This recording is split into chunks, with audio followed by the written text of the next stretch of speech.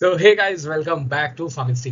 तो जैसे कि हम लोग पीछे पिछले वीडियो में समझा था कि पेप्टिक अल्सर क्या होता है, what are the causes, and एक लास्ट स्लाइड में मैंने बहुत ही बेसिक तरीके से समझाया था कि पेप्टिक अल्सर क्या होता है। ठीक है, तो आज हम लोग मूव ऑन करेंगे जो फिजियोलॉजी पार्ट है, जैसे कि मैंने आपको वादा किया था कि हम लोग फिजियोलॉजी जो है वो नेक्स्ट वीडियो में पढ़ेंगे। तो before diving into the physiology, let us understand कि ये जो टर्म फिजियोलॉजी है इसका मतलब क्या होता है। तो सर, इसका मतलब होता है फंक्शंस। फंक्शंस, देखिए फंक्शन जैसे कि हमारे बॉडी में कुछ हम लोग कुछ खा रहे हैं तो डाइजेस्ट हो रहा है ऑब्वियसली, देन हार्ट बीट हो रही है, ब्लड प्रेशर मेंटेन्ड है। तो ये सारे जो है ये फंक्शंस कैरी आउट होते हैं हमारे बॉडी में। तो इसी को हम लोग एक साइंटिफिक टर्म में बोल देते हैं बढ़ा चढ़ा के कि भाई ये बोलते हैं इसको हम लोग फिजियोलॉजी। ठीक है, तो ऐसा हम लोग अगर कनेक्ट करें तो हमारा एक सब्जेक्ट है बी फार्म फर्स्ट ईयर में, एच जिसको बोलते हैं, तो उसका फुल फॉर्म क्या है? Human anatomy and physiology. तो फिजियोलॉजी का तो मैंने मतलब समझा दिया, अब एनाटॉमी का मतलब आप बताइए कमेंट बॉक्स में। सो मूव ऑन करते हैं हम लोग। फिजियोलॉजी हमने समझा कि उसका मतलब होता है फंक्शंस। तो आज हमें किस चीज का फंक्शन पढ़ना है? देखिए पेप्टिक अल्सर में जो सबसे बड़ा अगर मैं रोल बोलूँ तो वहाँ था एसिड का। तो ये सारी चीजें जो फिजियोलॉजी है इसको हम लोग समझेंगे, एंड देन अकॉर्डिंगली हम लोग ऐसे मॉलिक्यूल्स, ऐसे ड्रग्स डिजाइन करेंगे जो ये जो डिसीज है पेप्टिक अल्सर उसको हम लोग ट्रीट कर सकते हैं, वो पेशेंट को आराम मिल सके। दैट्स वाई हम लोग ये फिजियोलॉजी पढ़ेंगे और इसके ही अकॉर्डिंग क्या बनाएंगे, एक ऐसा ड्रग्स बनाएंगे कि वो जो पेशेंट है वो क्या हो सके, ठीक हो सके। तो फिजियोलॉजी यहाँ पर हम लोग किस चीज के रिलेटेड बात कर रहे हैं? Acid production. ठीक है, तो आइए समझते हैं कि ये कैसा होता है और क्या क्या टारगेट्स हैं जो हम लोग यूज कर सकते हैं to curing the peptic ulcer. So सबसे पहले जैसे कि आपको भूख लगती है, हम सबको लगती है, और किसी ने दबा के खा लिए छोले भटूरे, समोसा पाव, वड़ा पाव, जो भी है। ठीक है, बहुत लोगों के मुंह में पानी आ रहा है, देख रहा हूँ। तो क्या होता है, देखिए आपने फूड खाया, बाद में ये ब्रेन से एक सिग्नल निकलती है वाया द वेगस नर्व। अब सबको पता है, नहीं पता है तो उसके बारे में पढ़िए। वेगस नर्व जो है वो क्या करता है, वो एसिटाइल कोलिन रिलीज होती है। तो वो ई एन एस यानी कि एंटेरिक नर्वस सिस्टम में एक गैंग्लियनिक सेल होता है। तो एसिटाइल कोलिन हमने कहाँ पढ़ा था सर? एएनएस में पढ़ा था। ठीक है, तो वहां पर जो एसिटाइल कोलिन के हमने रिसेप्टर्स पढ़े थे, nicotinic and second one is the muscarinic. तो ये जो दोनों रिसेप्टर है ये कहाँ प्रेजेंट होते हैं? गैंग्लियनिक सेल में। तो ये जो वेगस नर्व के थ्रू एसिटाइल कोलिन रिलीज हुआ वो जाकर अपने रिसेप्टर पर बाइंड होता है। ठीक है, यहाँ तक गेम आपको समझ गया। ना हम लोग थोड़ा सा आगे बढ़ते हैं। देखिए यहाँ पर फिर ये जो एसिटाइल कोलिन है ये जाके यहाँ पर वापस अपने रिसेप्टर पे बाइंड करता है। देन यहाँ पर मेन फैक्टर आता है, देखिए यहाँ पर आप पढ़ सकते हैं hist. What does hist mean? Hist मतलब कि हिस्टामिन। हिस्टामिन आपने ऑटोकॉल्स में पढ़ा होगा ना, जो भी इन्फ्लेमेशन करता है तो वो ही हिस्टामिन है। बट यहाँ पर इसका फंक्शन जो है वो बदल जाता है, वो जाता है अपने रिसेप्टर पे जिसका नाम है H2।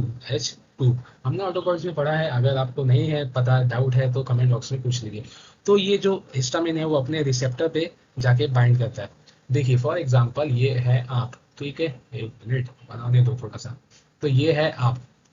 अब आप जो है वो अपने घर पर ही जाएंगे ना, किसी और के घर पे तो नहीं जाएंगे। बहुत लोग हैं अभी खुरापाती लोग जो जाते हैं, बट एक नॉर्मल आदमी जो है वो अपने घर पे ही जाते हैं। मतलब कहीं से काम से आ रहा है, कोई स्टूडेंट है पढ़ के आ रहा है तो वो अपने घर पे ही जाता है। तो ऐसे ही हिस्टामिन के साथ है, वो जब रिलीज होता है तो वो अपने रिसेप्टर्स पे ही बाइंड होता है। तो इस केस में जो है यहाँ पर क्या हो रहा है, स्टमक का रिलेटेड है, यानी कि हमारे गैस्ट्रिक रीजन था। तो वहां पर जो है H2 रिसेप्टर होता है। ठीक है, अब ये जो H2 रिसेप्टर है ये साइक्लिक एएमपी पाथवे के थ्रू, साइक्लिक एएमपी के पाथवे के through with the help of the calcium, यहाँ पर आप देख रहे हैं कैल्शियम, यहाँ पर एक पंप होता है जिसका नाम है प्रोटॉन पंप, हम लोग बोल देते हैं। यहाँ पर एक्सचेंज होता है पोटेशियम का और हाइड्रोजन आयन का। ठीक है, और यहीं पर आप बगल में देखेंगे तो यहाँ पर क्लोराइड आयन भी एक्सचेंज हो रहा है, और किसके साथ? पोटेशियम के साथ। यानी कि ये जो पोटेशियम है यहाँ पर आप देख सकते हैं, मैं दूसरे कलर से बना देता हूँ। ये जो पोटेशियम है ये यहाँ जा रहा है, ठीक है, यहाँ जा रहा है।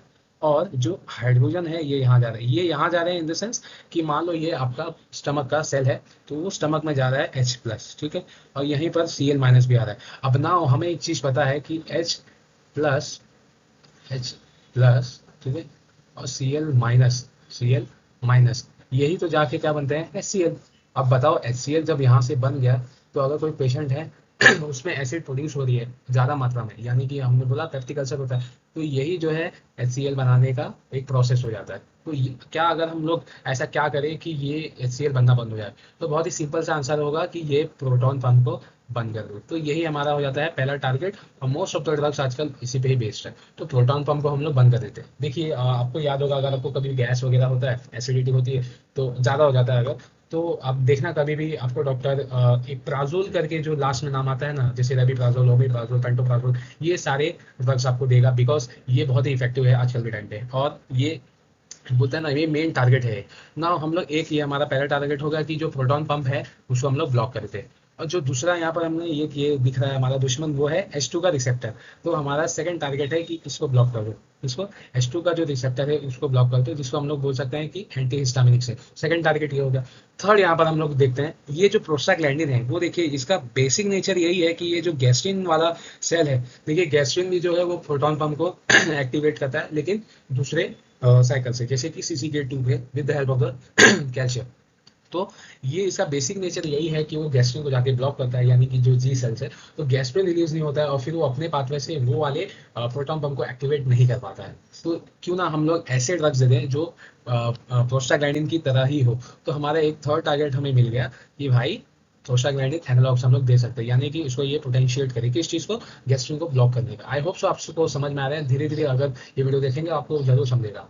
मैं एक बार वापस रिपीट कर देता हूँ, जैसे कि प्रोस्टाग्लैंडिन जो है वो गैस्ट्रिन को ब्लॉक करता है नेचुरली, मतलब बॉडी में वो जाके उसका काम ही यही है कि वो गैस्ट्रिन को ब्लॉक करे, जिसकी वजह से गैस्ट्रिन जो है वो दूसरे पाथवे के थ्रू, जैसे कि पहला पाथवे था साइक्लिक एमपी के थ्रू, जो दूसरा पाथवे है CCK2 के थ्रू, वो प्रोटॉन पंप को ही एक्टिवेट कर रहा है। तो यदि हम लोग वो भी बंद कर देंगे तो अच्छा रहेगा कि नहीं रहेगा, तो अच्छा रहेगा ना। तो इसके लिए जो इसका बेसिक नेचर है क्या है, गैस्ट्रिन को ब्लॉक करना। तो हम लोग ऐसे ड्रग्स देंगे जो क्या करेगा, गैस्ट्रिन को ब्लॉक करेगा, बिकॉज वो PGE2 का यानी प्रोस्टाग्लैंडिन का एनालॉग होगा। तो आपको आई होप से ये समझा, ठीक है। हम लोग 4 टारगेट कर सकते हैं यहाँ पर। ये जो एसिटाइल कोलिन है जो इस पे बाइंड हो रहा है ना, इसको हम लोग ब्लॉक करेंगे, ठीक है। बिकॉज फिर जो आगे का प्रोसेस है, क्योंकि यही एक मतलब इनिशिएशन था ना कि वो बाइंड हुआ, देन वहां से हिस्टामिन रिलीज हुआ, बाद में आपका पूरा उसने क्या किया, प्रोटॉन पंप को एक्टिवेट कर दिया। तो यही तो इनिशिएशन था, तो हम लोग इस पर जॉब कर सकते हैं। आइए अभी हम लोग क्लासिफिकेशन पे पढ़ते हैं, तो आपको और क्लियरेंस मिलेगा ये टॉपिक, ठीक है। तो आई होप आपको फिजियोलॉजी समझा। आइए हम लोग समझते हैं क्लासिफिकेशन। क्लासिफिकेशन यानी किसका classification, classification of the drugs. हमने यहाँ पर फिजियोलॉजी पढ़ लिया, हमने टारगेट्स भी पढ़ लिए। पहला हमारा टारगेट था कि वो जो प्रोटॉन पंप था ना भैया, प्रोटॉन पंप वही सबसे बड़ा फैक्टर था एसिड प्रोड्यूस करने में, तो प्रोटॉन पंप को हम लोग ब्लॉक कर सकते हैं। दूसरा हमने पढ़ा कि हमारे पास क्या था, जो हिस्टामिन जो बाइंड हो रहा था अपने रिसेप्टर पे H2 पे, तो उसको हम लोग ब्लॉक करेंगे। तीसरा हमारे पास था वो प्रोस्टाग्लैंडिन के एनालॉग को देने का, प्रोस्टाग्लैंडिन को एनालॉग को देने का, बिकॉज जो प्रोस्टाग्लैंडिन है वो ही नेचुरली ब्लॉक करता है किसको, गैस्ट्रिन को, which is the important factor which activates the proton pump. फिर फोर्थ हमारा टारगेट था एसिटाइल कोलिन वाला पाथवे, ठीक है, एसिटाइल कोलिन वाला पाथवे। तो जैसे कि हम लोग यहाँ देख सकते हैं, ये जो इतना भाग है ना, दिस पार्ट, ये हमारे उसी फिजियोलॉजी से रिलेटेड। देखिए हमने पहला टारगेट क्या पढ़ा था कि प्रोटॉन पंप को हम लोग क्या करेंगे, डीएक्टिवेट करेंगे। बाद में हमने पढ़ा था सेकंड वाला H2 को डीएक्टिवेट करेंगे। तीसरा हमने पढ़ा था प्रोस्टाग्लैंडिन को हम लोग एक्टिवेट करेंगे, बिकॉज उसका नेचर कैसा है, वो गैस्ट्रिन को नेचुरली ब्लॉक करता है। फिर हमने चौथा पढ़ा कोलिनर्जिक वाला। तो ये देखिए ये 4 टारगेट आपको मिल गए कि नहीं। इसके लिए मैं बोलता हूँ फिजियोलॉजी इंपॉर्टेंट होता है, क्योंकि वहां से ही क्लासिफिकेशन क्या हो जाता है, क्लियर हो जाता है। तो नेचुरली अगर हम लोग मैकेनिज्म ऑफ एक्शन की एक संक्षेप में बात करेंगे, तो इसका मैकेनिज्म ऑफ एक्शन क्या होगा कि ये प्रोटॉन पंप को इनहिबिट कर देगा। देन इसका क्या रहेगा, ये हिस्टामिन को बाइंड करने से रोक देगा। देन इसका क्या रहेगा कि जो मस्कारिनिक रिसेप्टर पे बाइंड हो रहा है उसको ब्लॉक कर देगा। प्रोस्टाग्लैंडिन गैस्ट्रिन को रोक देगा। तो यहीं से हमें थोड़ा सा क्या हो जाता है, क्लियरेंस मिल जाता है regarding the mechanism of action. Now this all drugs like this gastric neutralizers, antacids, long चीजें हैं, आप सबको पता होगा। देन अल्सर प्रोटेक्टिव्स, देन ये, हाँ अब सबको डाउट आएगा कि सर यहाँ पर ये टेट्रासाइक्लिन, मेट्रोनिडाजोल, ये सब तो सारे एंटी माइक्रोबियल वाले ड्रग्स हैं, ये यहाँ पर कैसे है। देखिए आपको अगर फर्स्ट लेक्चर याद होगा तो उसमें मैंने आपको बताया था कि aggressive factor, H pylori bacteria, तो वहाँ पर भी रोल है ना इसका प्रैक्टिकल सर में। तो इसके लिए हम लोग इसका यूज करते हैं। आने वाली वीडियो में आपको इसका मैकेनिज्म ऑफ एक्शन समझाऊंगा, जो बैक्टीरिया वो कैसे क्या करता है उसके बारे में बताऊंगा, बहुत ही इंटरेस्टिंग है वो। नाउ जो आजकल है ये जो क्या बोलते हैं एंटासिड्स, आजकल इतने यूज नहीं होते हैं, बट सुक्राल्फेट बोल सकते हैं, अभी भी यूज होता है। एंड नाउ जो भी हमारे मैकेनिज्म ऑफ एक्शन है मेन रख के मैं आपको नेक्स्ट वीडियो में जरूर बताऊंगा। तब तक के लिए आप ये देखिए, थोड़ा सा ट्रिक में आपको बता देता हूँ। टीडीन जहाँ आपको दिखेंगे तो वहाँ पर H2 एंटीहिस्टामिन आएंगे। देन ट्राजोल जहाँ दिखेंगे वहाँ पर प्रोटॉन पंप आएंगे। चलो आगे आने वाली वीडियो में मैं आपको और अच्छी तरीके से बताऊंगा। सो आप रिवाइज करके आइए एक बार, आपको बहुत अच्छे से क्लैरिटी मिलेगी अबाउट द टॉपिक। तो इसी के साथ शिवम चतुर्वेदी साइनिंग ऑफ, मिलते हैं नेक्स्ट वीडियो में। आई होप सो आपको ये टॉपिक समझ में आया, और अगर आपको ये समझ में आएगा तो चैनल को सब्सक्राइब कीजिए, लाइक कीजिए, शेयर कीजिए। And once again thank you, bye bye, मिलते हैं।